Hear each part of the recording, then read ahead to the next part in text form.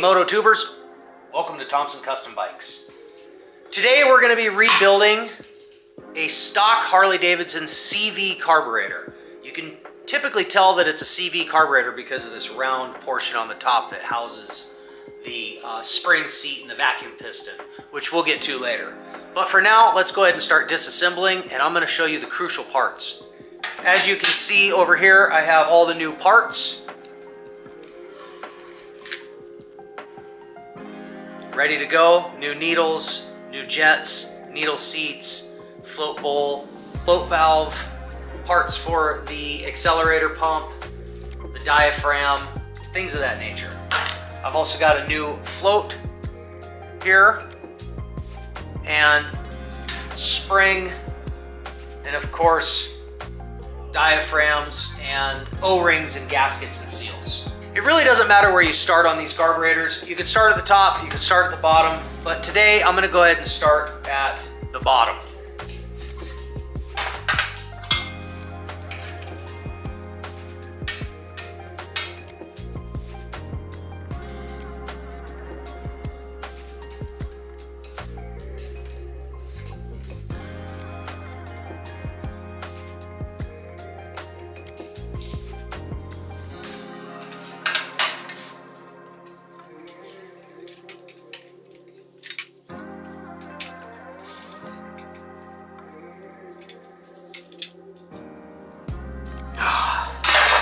Oh, we've got a screw being a pain in the butt here, so I'm going to go ahead and get some penetrating lube on that.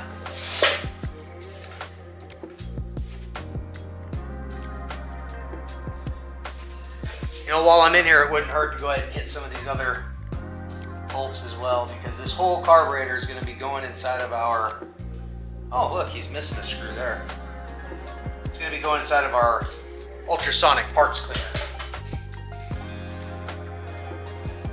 So it really doesn't matter what we get on here. Okay, since that one's being difficult, we're gonna let it sit.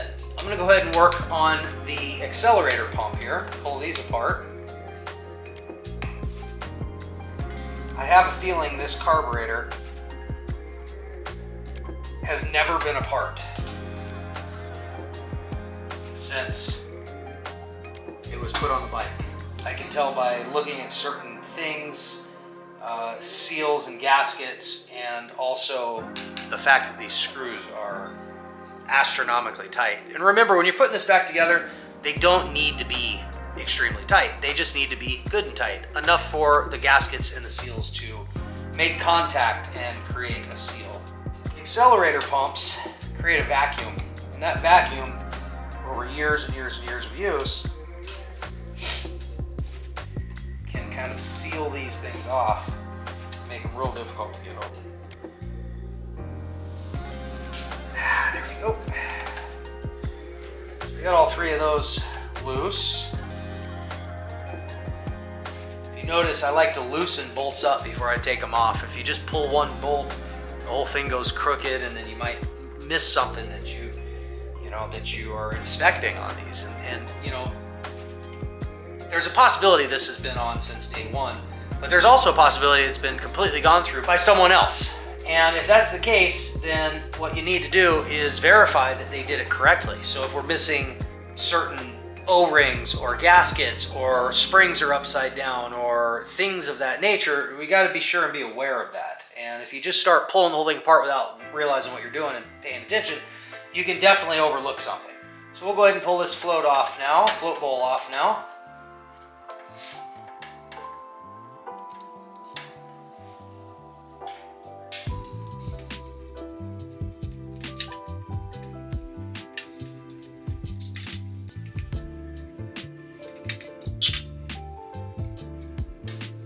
There you have it. There's your float bowl. The inside of this float bowl is not too bad looking. I've seen worse. But regardless, gasket here is getting replaced, and this whole thing's going through the deep cleaner. Pull this accelerator pump apart.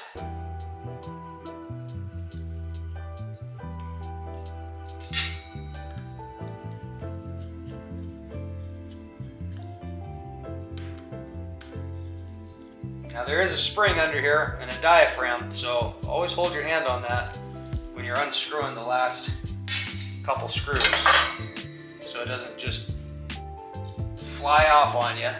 Here we go, there you go. And there's also a tiny little O-ring in there, and there's your diaphragm. So pull that apart, pop this diaphragm out of here that's pretty much sealed itself in there. That's okay, it's getting replaced. It's real brittle feeling.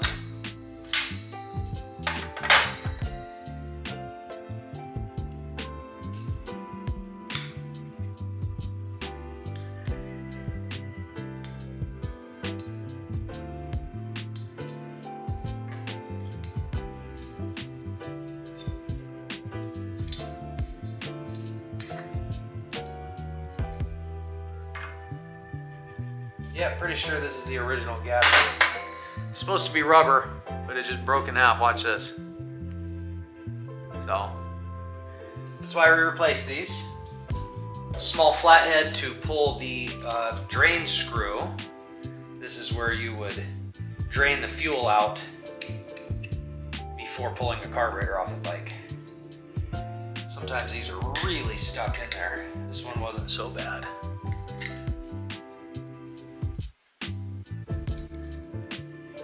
There's your drain.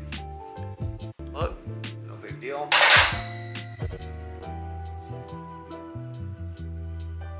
Okay, moving on. We've got the float bowl area of the carburetor here, and there is always a retention rod in here. Some carburetors, these go in one way. Some carburetors, they go in either way. This particular one is universal. There's our float. And now we're into our jets. We've got our fuel float valve that I just pulled out of here, and the needle jet holder and main jet all right here. We'll go ahead and pull those apart.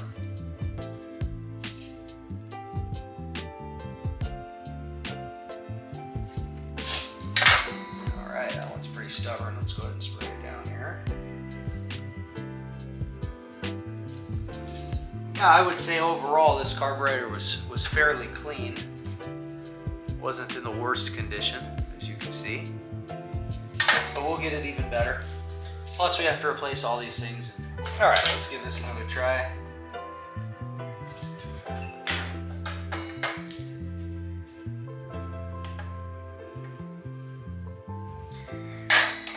There we go. All right, and that is our needle jet holder. Our needle jet is in there, the needle is in there, and the main jet is right here. And I can already see, just by looking up to the light, that some of the holes in this guy are clogged. Some of them not looking so good, so I'm gonna go ahead and set that to the side for now. That pretty much does it for the lower part in the float bowl area. We're gonna go ahead and turn the whole carburetor over now. Oh, look at that, it's fuel inlet valve. Completely broken. That's old. Didn't even barely take anything to break that off. We'll have to order one of those. That didn't come with the kit. But that's okay. That's why we're here, replacing all this stuff. All right, so flipping the carburetor over, we've got 4 screws on the top. And this area in here is where the vacuum piston is. This creates a vacuum and moves the needle up and down. Oh yeah, he was missing one there. We'll have to get a replacement for that. Now once we pull this top cap off, there's going to be a spring retainer, or a spring seat, they call it, and a diaphragm with a vacuum piston inside that we're going to pull out and inspect. We're going to replace the spring, we're going to replace the needle, everything inside of here. All right, that just fell off. No big deal. There's the spring. Gonna definitely replace that. Oh, look at this. We've got some gunk in here. Somebody gooed in here. Look at this. Pretty sure that's not from the factory. So interesting. Yeah, that kind of ruined that diaphragm, I can see. That's all right, we have a new one. So I'll go ahead and pull this vacuum piston out. And inside, ooh, look at that. Oh, look at that. There's stuff down inside there. Look at this. Looks like, almost looks like, look at that right there. Almost looks like wood shavings or something. Anyway, here is our spring seat. This is what holds the spring in place and the needle in its place. We're gonna go ahead and replace that, set it to the side. The needle should just fall right out in your hand. Do a quick inspection of the needle. I see that it is numbered here, 7-2. All right, noted. But I'm gonna set that to the side for now. Don't like the way this diaphragm looks. It's got some gunk on it, and this slide here is pretty disgusting. You can see right there how grody that is. That should be clean as a whistle and slide real good there. So we're gonna go ahead and fix that. I'll show you real quick here. For reassembly purposes, there is only one way that this slide can go in. If you try to put it in backwards like this, it won't go in. They designed it as a one-way slide. So that's convenient, helps you to put this thing back together easier. Okay, up next we're gonna take the choke cable off because we don't want that going through the parts cleaner. It is a plastic 9/16 right here that you're gonna have to just break loose and get in there with your fingers, back it out. I'll show you what that looks like. Okay, there's our plunger for the choke. As you can see, it's in pretty bad shape there.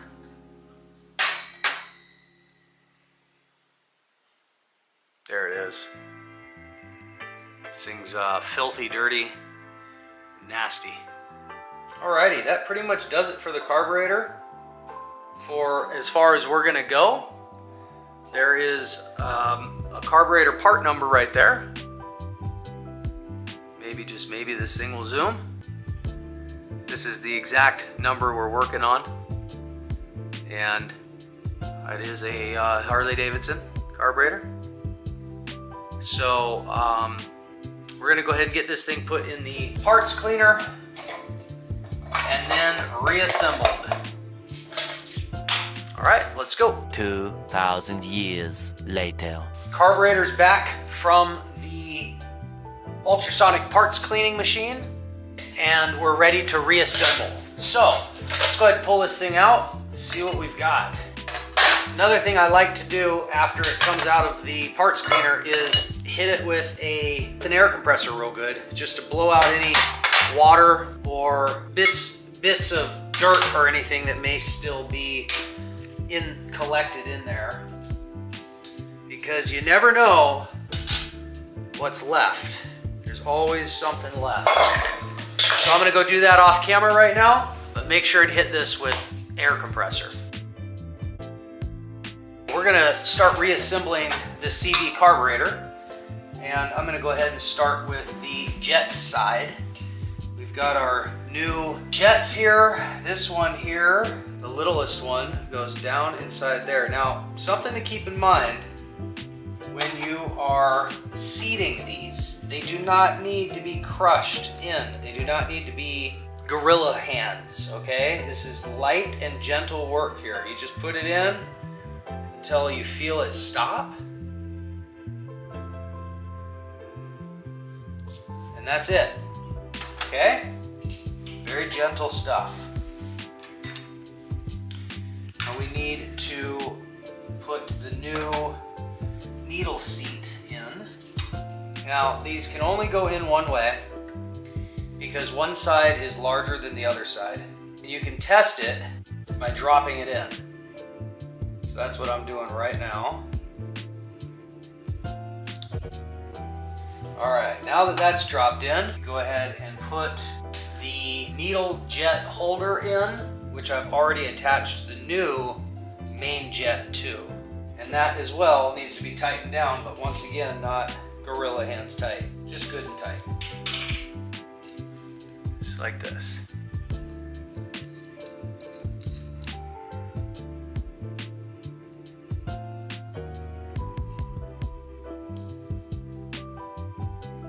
You're gonna want an 8mm to give this just a little bit of a snug down in there.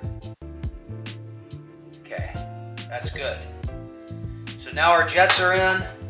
This particular carburetor does not have an air fuel jet. So the kit came with one. Not really too sure why this one doesn't have it, but I'm not gonna stress it because as you can see, the port is completely blocked off right there, and it is not anything I can do. So we'll just go ahead and leave that alone for now and move on.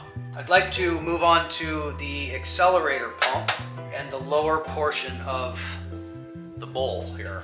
Don't forget to replace that teeny tiny little rubber O-ring that goes down in there. It's on this side here. There you go. Okay. We've got our diaphragm.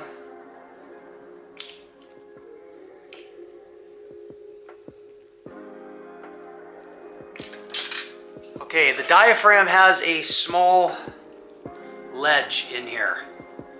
This diaphragm has a ledge here, okay? Now if you take that and you put it in upside down, it won't seat in there. It doesn't seat, but you put it the correct way and it'll actually seat itself inside of there. That's how it goes. Do it this way here. There we go. Press that down on there. And now you're ready to screw that back down.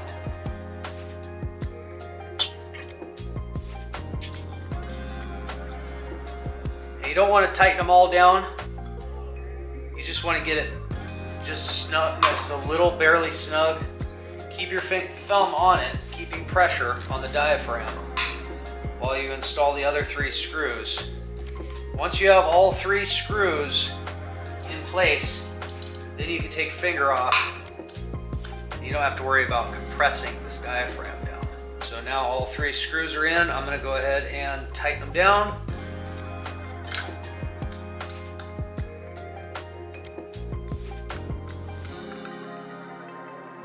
Once again, this doesn't have to be gorilla tight, just a little extra snug. And there you have it, your diaphragm's all done. All right, on your float bowl, you're gonna wanna replace your rubber gasket. Go ahead and press it down into the channel. Make sure that there's nothing binding or off on that. Otherwise, you'll end up with a fuel leak. That's never good, especially with a carburetor. So, get that in place. This is the accelerator pump plunger. It kind of is shaped like an Allen wrench here. I'll show you.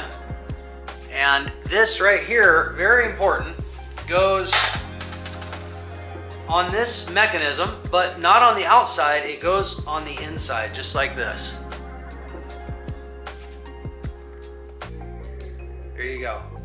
Now for now, we'll just go ahead and set that out of the way. Next, let's go ahead and assemble the drain screw. The drain screw goes at the bottommost part of the float bowl here. There's a little 90 degree that comes out. That's where you can put a hose so that your fuel will drain not onto your engine. So anyway, we'll go ahead and replace this. It's a flathead. Tighten it down good and tight. Okay, we cleaned our cable choke pull. You can see how it works. Nice and clean piece here now. We're gonna go ahead and reinstall this. Always give it one last good wipe down.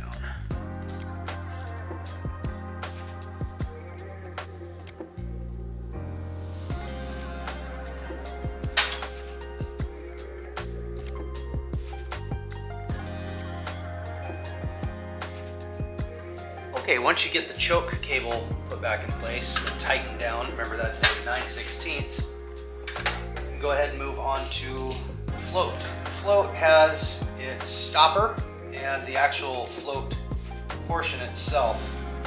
These work together and need to be installed just right.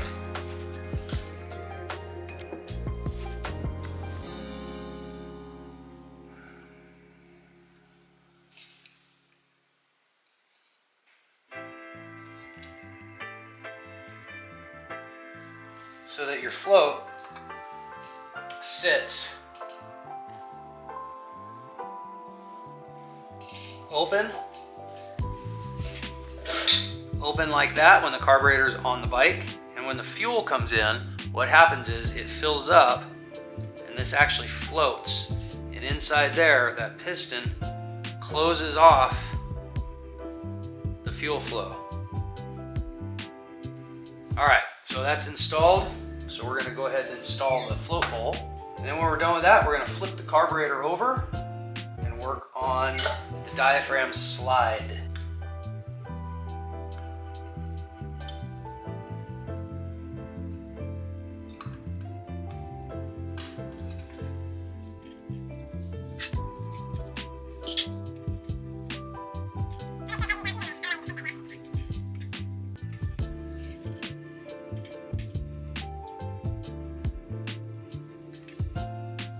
Okay, now that those are tight, go ahead and flip the carburetor over. Now we're going to work on our diaphragm slide portion. You're going to take your needle, drop the needle down inside the slide, making sure that it's in fully seated. Take your needle spring seat, set it down in there, making sure that it's seated so that those 6 pieces are offset from the 6 metal pieces on the bottom side. Then from there you install your new spring and slide this down inside your carburetor, making sure your needle goes inside of the emulsion tube. There we go. Just like that. Watch that needle right there. You want to make sure that goes inside that emulsion tube. Drop this down. Very important part of this is not allowing this diaphragm to get pinched when you're reinstalling the cap. There's a trough here that this actually sits down inside. You want to make sure that it's sitting just down inside there before you install this. Okay, then once you have your spring installed, go ahead and put the cap on, making sure not to pinch that diaphragm, and reinstall your 4 screws.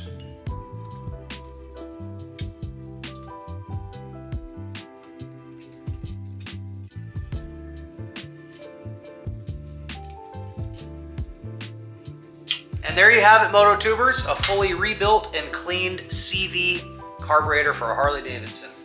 I hope you guys enjoyed the video. Maybe you learned something. Maybe it helped you clean your CV carburetor. We'll catch you guys next time.